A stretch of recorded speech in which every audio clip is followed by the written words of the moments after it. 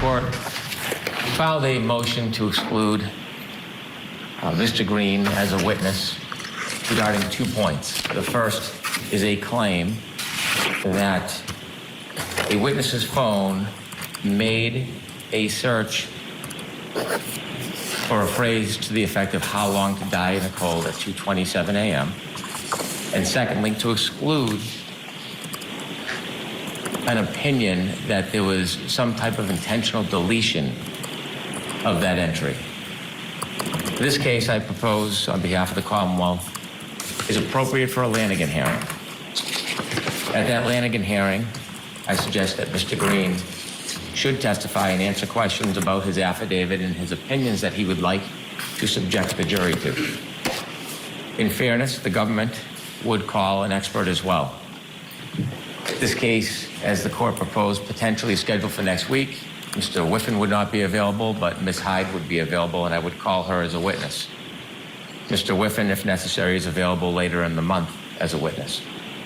My suggestion is there should be 2 witnesses, Mr. Green and 1 witness from the Commonwealth. The Commonwealth witness will be able to explain the science, the data, forensic science, and methodology. And Mr. Green, I suspect, should be in a position to explain his ultimate opinions because what we see in his affidavit is an absence of methodology. Mr. Green has filed 2 affidavits in this case. They are very similar, but there are very significant changes to those affidavits. And it stands out as very interesting, the changes to the affidavits, when I look at them. On number 3, he changes his characterization of what his profession is. He originally calls himself a forensic technician, and then the updated affidavit cites that he's a computer network technician. Now that is odd because usually a professional knows what they do for a profession. Recharacterizing the simple explanation of what he does stands out. Also stands out when using technical terms. They either were wrong or changed from the first affidavit to the second affidavit. For example, number 9, he talks about the download as a full file system extraction, then changed to an Apple iOS full file system. My point is that when you look, this isn't simply misspellings or poor grammar. There are terms of art that are wrong between the affidavits or changed. When you're using the terminology of an item that is a forensic tool, such as gray key, it is spelled wrong throughout the affidavit. And so it seems to me that Mr. Green's affidavit had some assistance in building it. And the tone of the affidavit supports that thought. When we look at Mr. Green's affidavit, it is not that of a forensic examiner, it's that of an advocate for the defense. When we look at his affidavit, there is quite a bit of advocacy and insinuations and surmise and conjecture and claims that have no factual basis, but there is little on methodology. In ways, it is a very dangerous affidavit to simply make assaultive comments that a user did something, purposely deleted a very important phrase, "how long to die in the cold," without any forensic data or evaluation or validation. Similarly, when we look at his affidavit, it is replete with accusations suggesting, but never proving, never providing fact, that there was some type of manipulation or tampering with evidence. Now, this is not the role of a forensic examiner unless there is proof, in fact, that happened. But when we look through his entire affidavit, we don't see any attachment of raw data. We don't see an updated report.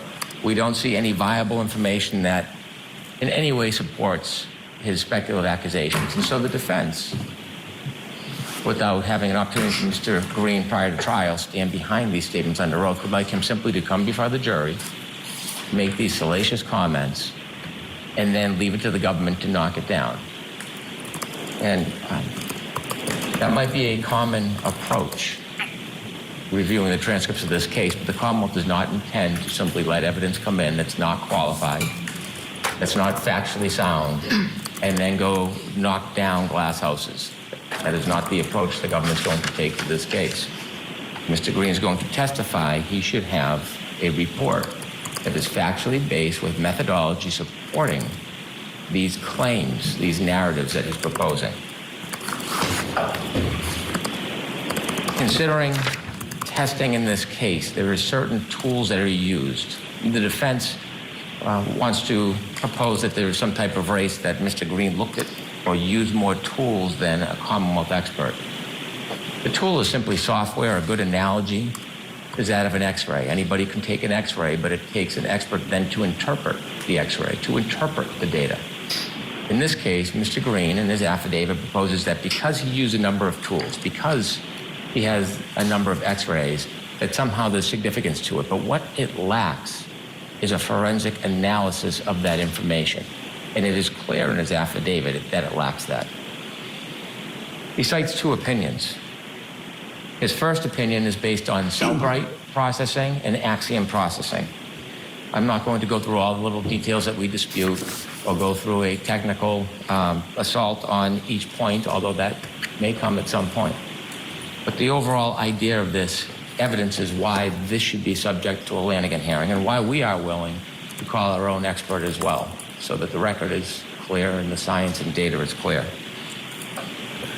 Instead of doing validation or testing, relying on Cellbrite, what Mr. Green has done in section number 13 of his affidavit is stepped aside from methodology, and instead he cites that he called Cellbrite technical service. Now, this is the forensic examiner who is supposed to go through the process, and yet he defers it to technical support of Cellbrite.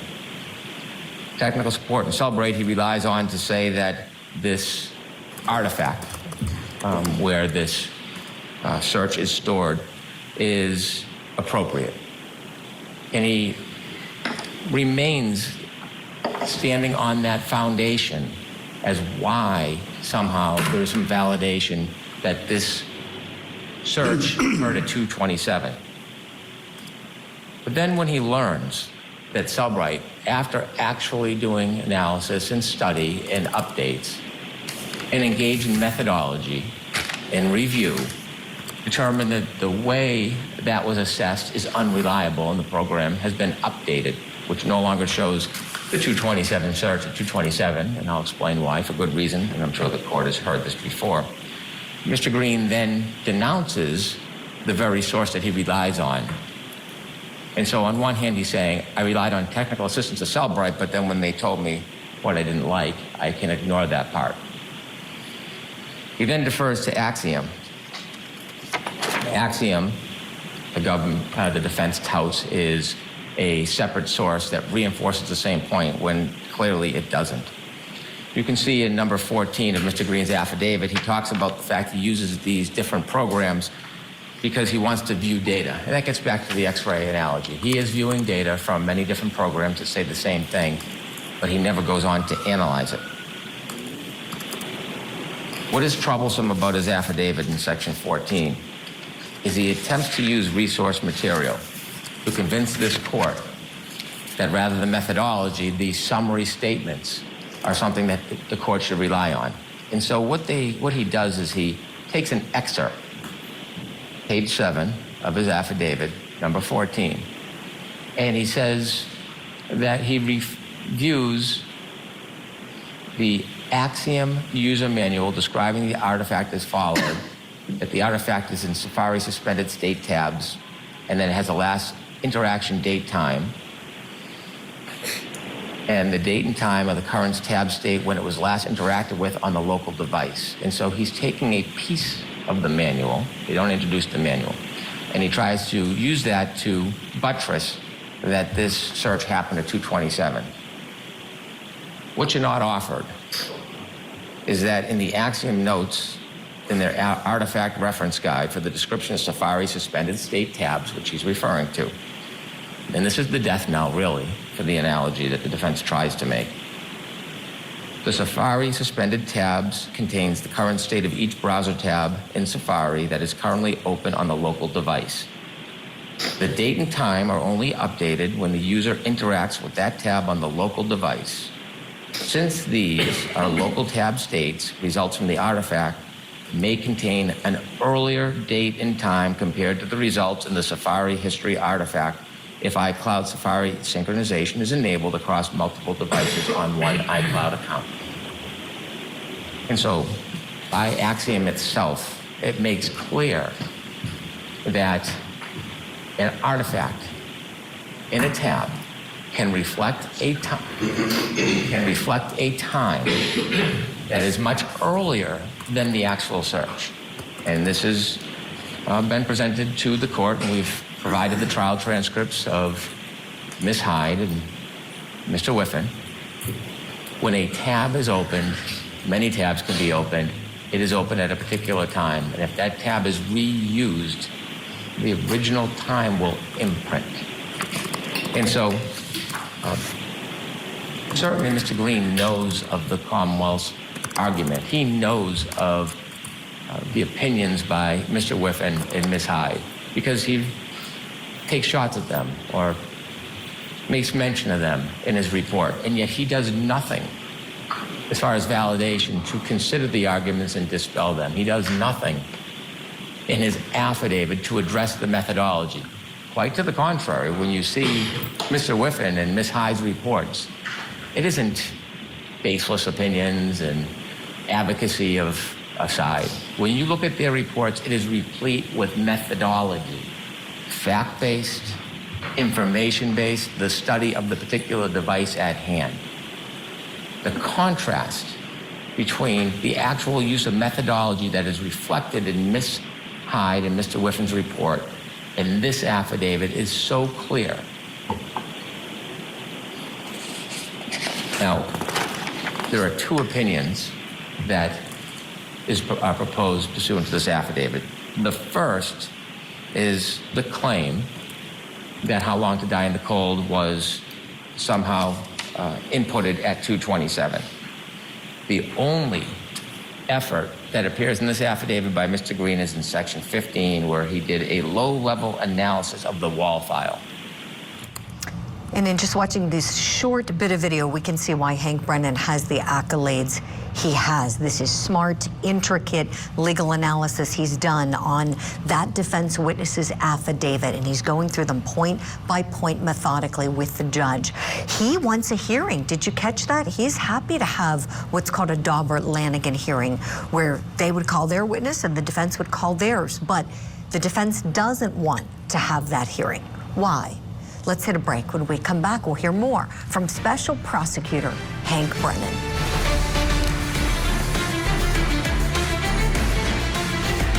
Childhood friendship that turned into a feud and ended with shots fired. Now, famous rapper and Rihanna's significant other faces felony assault charges. The trial of A$AP Rocky, today, only on Court TV. I'm Vinny Politan. Welcome to Closing Arguments. What's happening here? It's unreal. Let me show you exactly what happened. Closing Arguments with Vinny Politan, tonight at 8/7 Central, only on Court TV.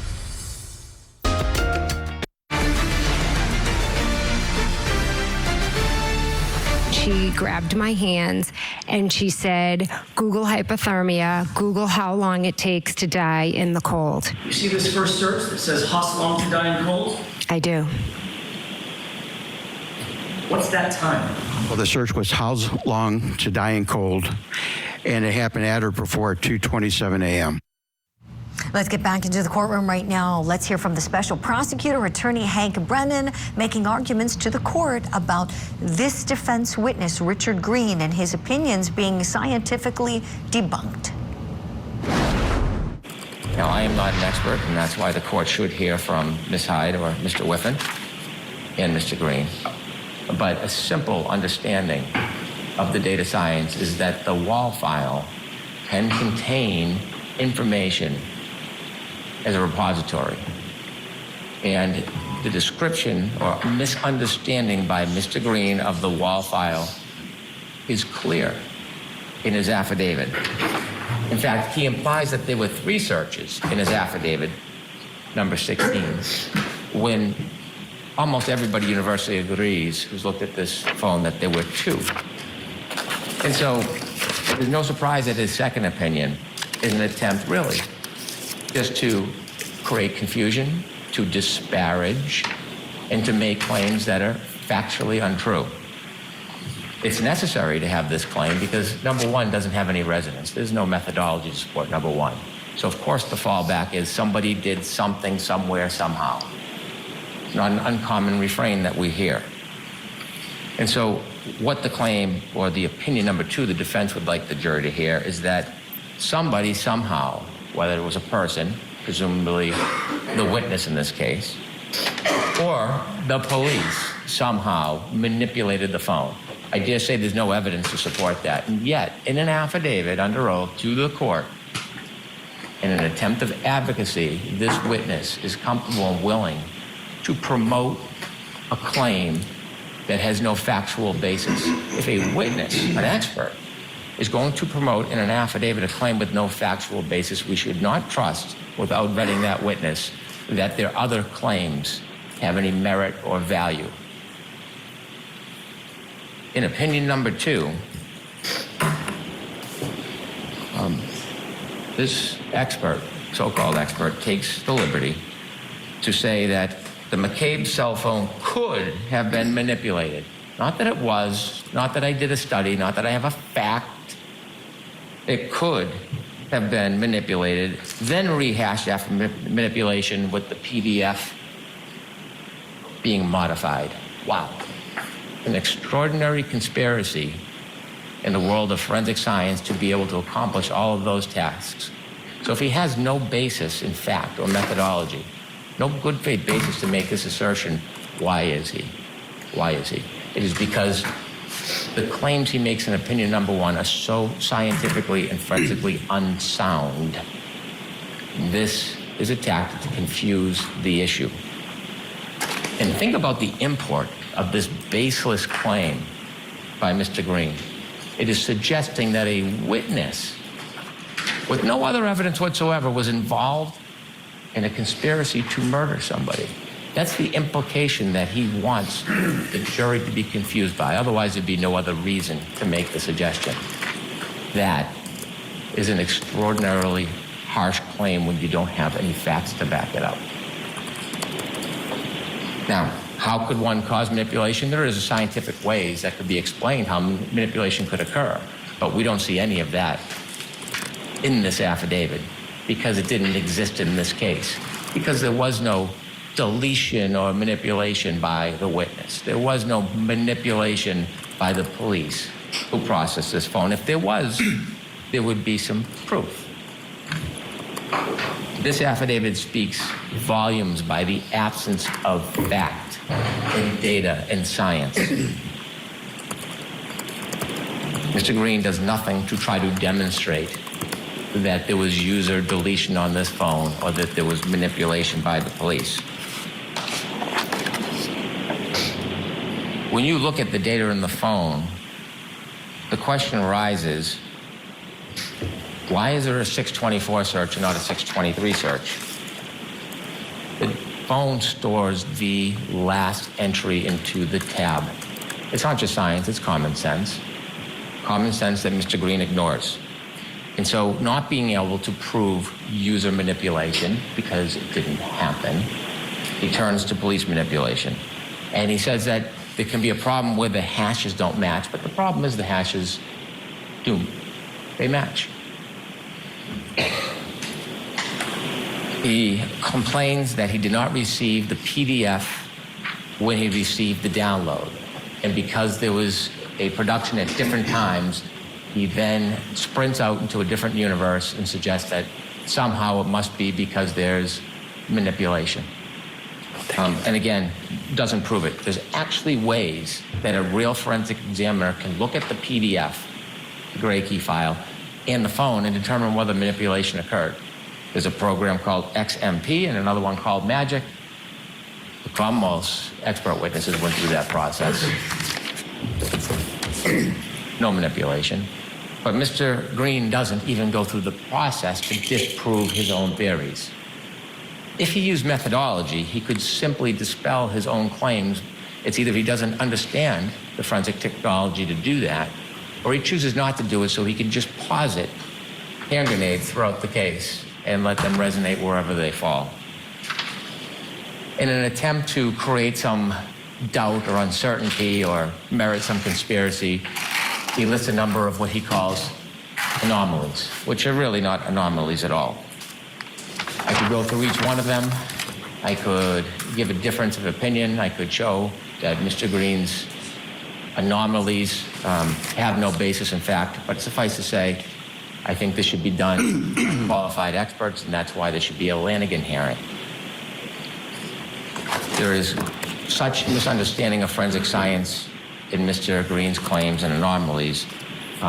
If he's going to make these assertions before it goes before a jury, he should sit in the witness seat under oath, as the Commonwealth witnesses should as well, and he should justify, explain to the court why he did not engage in methodology and how he has come to these extraordinarily baseless, inaccurate, and prejudicial claims. The Commonwealth has to, the court rather, has to look at Lanigan and whether or not a hearing is appropriate in this case. When we look at the different non-binding factors of Lanigan, we look at number one, whether it has been generally accepted in the scientific community. The software has been generally accepted in the scientific community. So hasn't the effort of a forensic examiner, the expertise. And the defense complains in their motion, the Commonwealth has not properly addressed the methodology of Mr. Green. Well, the reason why is Mr. Green does not provide any methodology. So this is the way to address the methodology. Number two, the opinions have been or can be subjected to testing.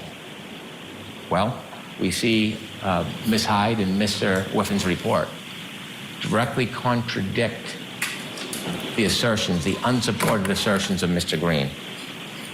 There is no testing that his opinions have been subjected to.